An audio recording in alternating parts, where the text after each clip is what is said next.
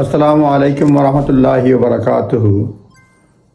Home office launch করছে evidence identification, অর্থাৎ victim of modern slavery এবং ট্রাফিকিংয়ের জন্য ফর্মালি তারা লঞ্চ করছে এভিডেন্স জমা দেওয়ার জন্য, সাক্ষ্য জমা দেওয়ার জন্য। আজ 16 July launch a call for evidence inviting submission on effectiveness of UK system for identifying victim of modern slavery and trafficking. Modern slavery এবং ট্রাফিকিং এর জন্য তারা আইডেন্টিফাই করতেছে ইফেক্টিভনেস এটা কিভাবে কাজ করে এবং এভিডেন্সের জন্য, এবং ডেডলাইনটা হচ্ছে এটা সাবমিট করার জন্য 8 অক্টোবর 2025 সাল।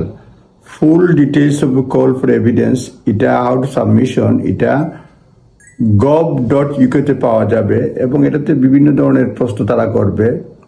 সরকার বলতেছে it is committed two reforming UK current national referral mechanism. এই যে কারেন্ট ন্যাশনাল রেফারেল মেকানিজমটা তারা যাতে কাজ করে, তারা আইডেন্টিফাই করতে চায় ভিকটিম অফ মডার্ন স্লেভারি। এই জন্যই তারা লং টার্ম রিফর্মের জন্য এই এভিডেন্সটা কল করছে।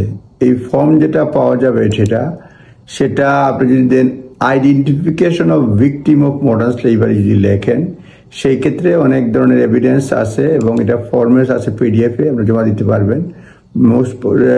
এখানে বিভিন্ন ধরনের প্রশ্ন, খুব বেশি বড় না।